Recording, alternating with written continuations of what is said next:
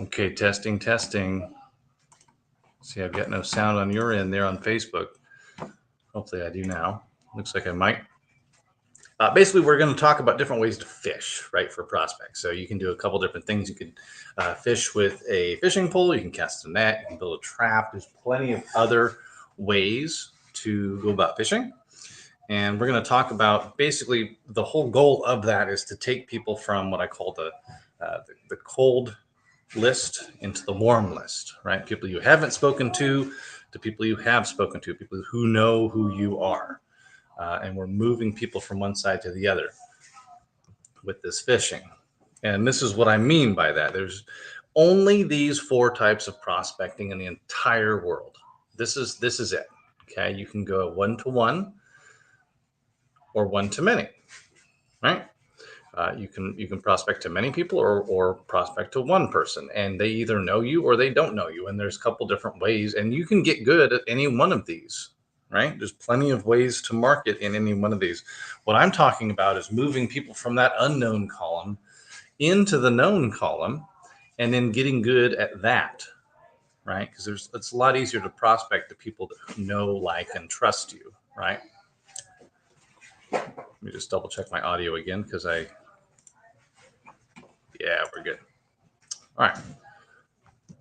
So, with that in mind, actually, you know what? We're going to, well, no, we can't. We can't jump over at this point. I also wanted to talk a bit about here. There's a sink analogy that we've used previously. And in the sink analogy, you've got a sink. You want to fill it up with leads because out the other end, out the drain, comes listings. And the faster you fill up that sink, the more leads come out the end. And you've got all these different faucets for your sink. You've got,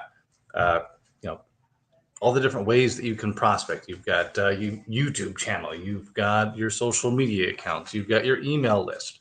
You've got all these different ways that you can bring in prospects.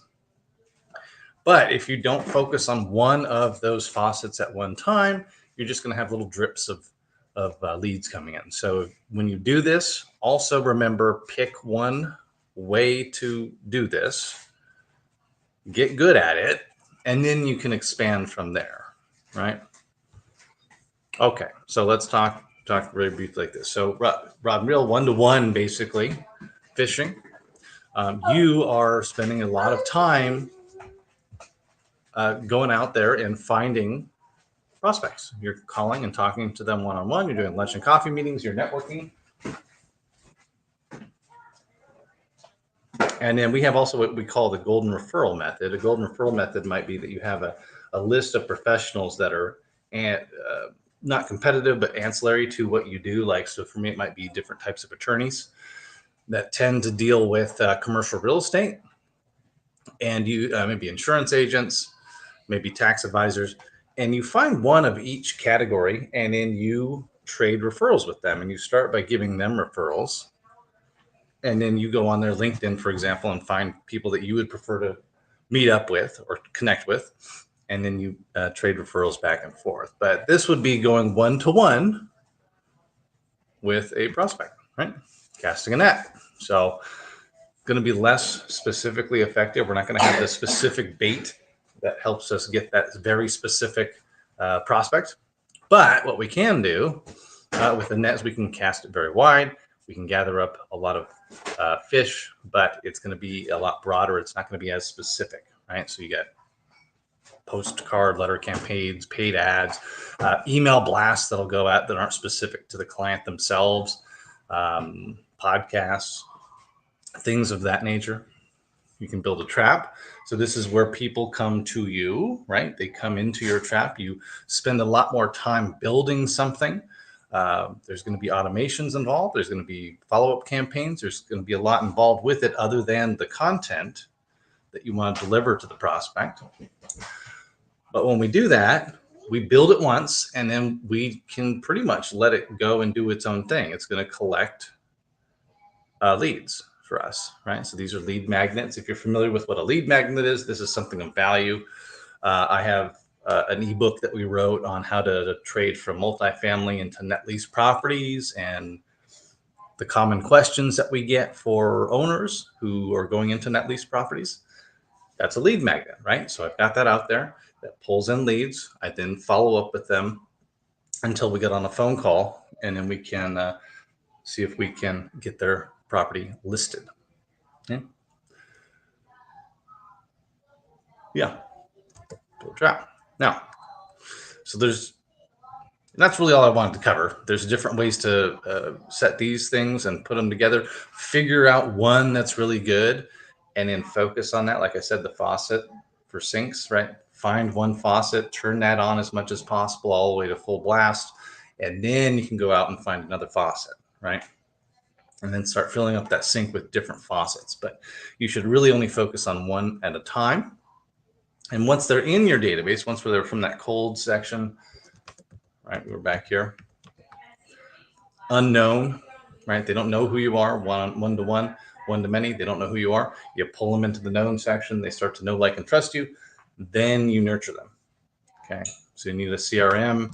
You need to be managing it. Just, getting in contact with someone is just part of that process, right? These are all different ways to get in contact with them. But once you are in contact with them,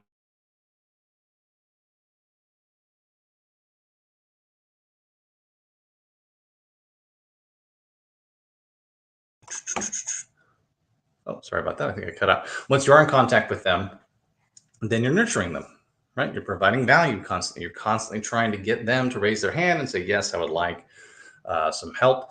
I'd like to analyze my property. I'd like that thing of value that you've offered. And then you have an opportunity to talk to them, build rapport. And that's it. Now, organic traffic. So this is more along the lines of, like social media type stuff. People are always asking about like paid ads and stuff like that. If you're not honestly pulling in enough traffic that you're closing like roughly a deal every month, transaction every month, you really should not be scaling that with paid ads, right? So start with organic traffic. If you're going to do social media, provide value, go to those groups. There's plenty of groups out there, investment groups, if you're a broker, that have 20,000 plus people. That's 20,000 plus eyeballs that can be on your post. You didn't have to build that group. You can just provide value to that group, and then they're going to go back to your page. They're going to see all your lead magnets, for example, that will then pull them into your sphere. So that's what I would say there. Make sure if you're going to do organic traffic, I say here TNF, Traffic and Funnels Playbook. The Traffic and Funnels team has a really good program that they can teach you on how to do organic traffic. And that's through things like social media, but also through like YouTube and TikTok and all that stuff. That is becoming more and more relevant in commercial. It hasn't been in the past. People are aging out. The people that are now inheriting these properties and owning these properties are in an age group where they're, on social media, not necessarily just LinkedIn.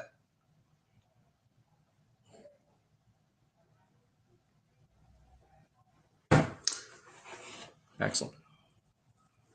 But that's it. That's all I wanted to talk about today. Let me see here. I don't see any questions so far. It's a little bit of a different take on how to prospect and how prospecting should be done. Pick one of these 4 areas. Pick one thing within those 4 areas. Get good at it, and then expand from there. I like pulling people from the unknown side to the known side if you don't already have a database.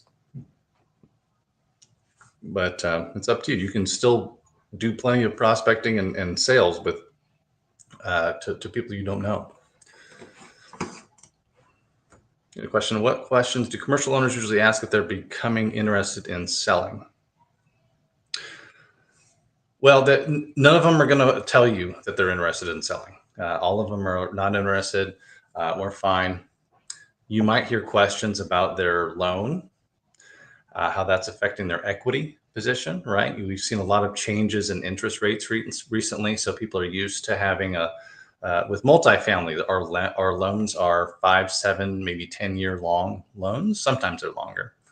oftentimes they're a loan term that is less than the amortization. So at the end of 5, 7, or 10 years, I still have a large balance left and I have to refinance that.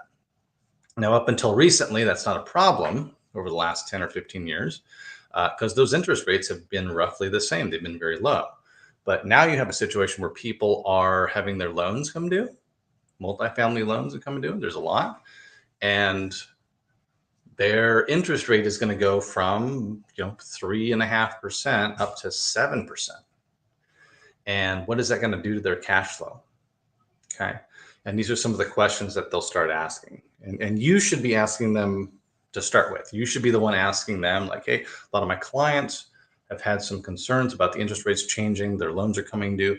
How has that affected you as an owner? Because I see you bought the 123 Main Street about 4 years ago. Is your loan coming due anytime soon? How are you planning on handling that?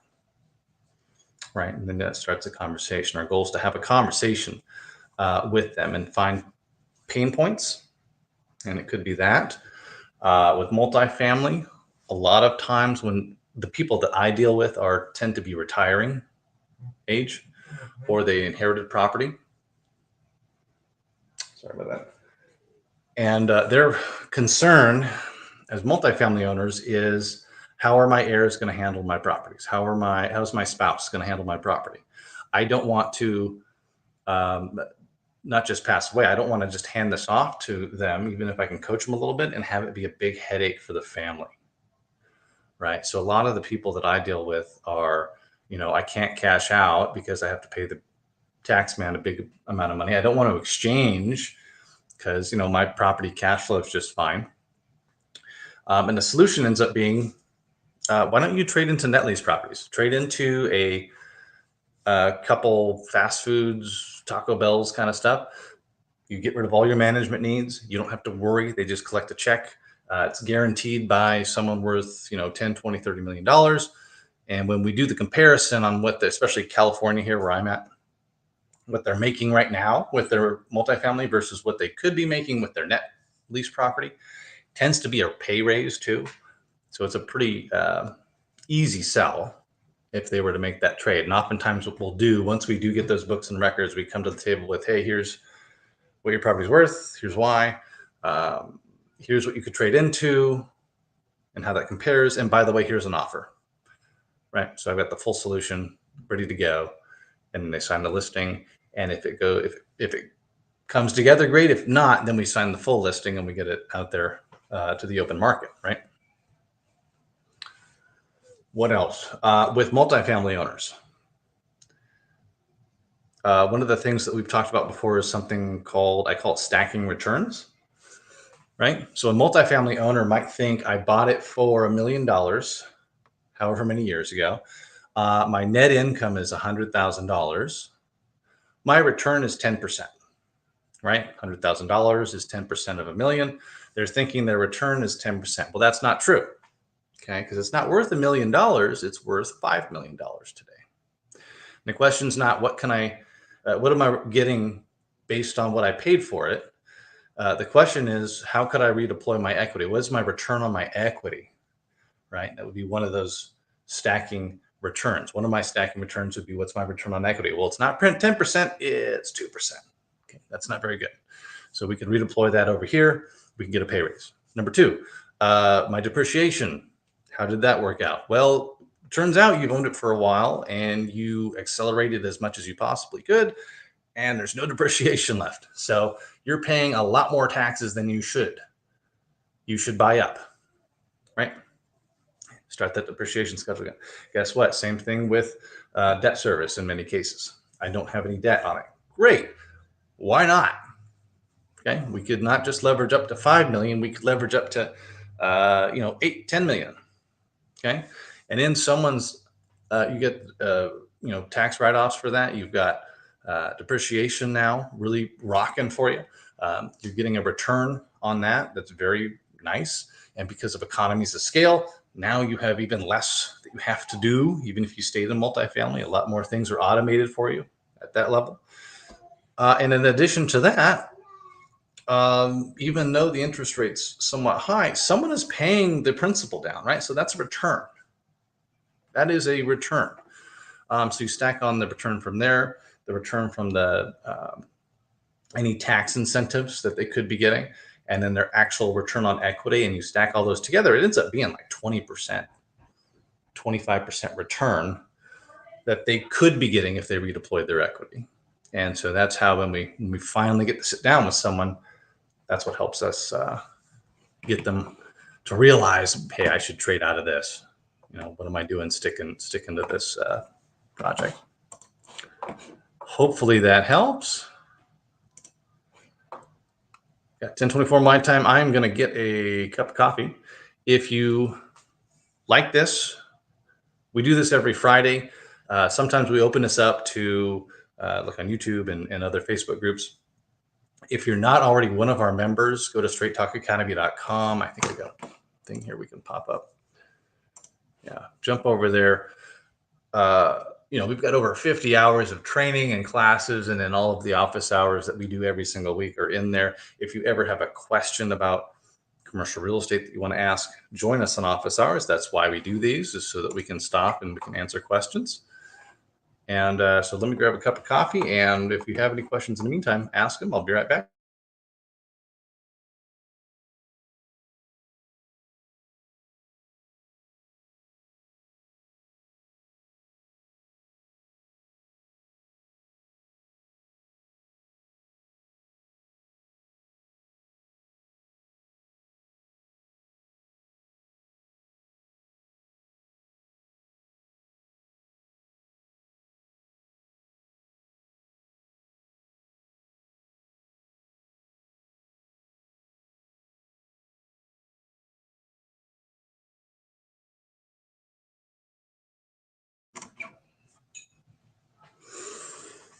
All right, everyone, 10:25 my time. I don't see any more questions. We'll shut it down for this week. If you have any questions in the meantime, between now and next week, ask them in the comments. We'll get those answered. If you have a topic you want to cover next week, let us know. We'll cover whichever topic you want, as long as it's commercial real estate focused. And we will see you next week.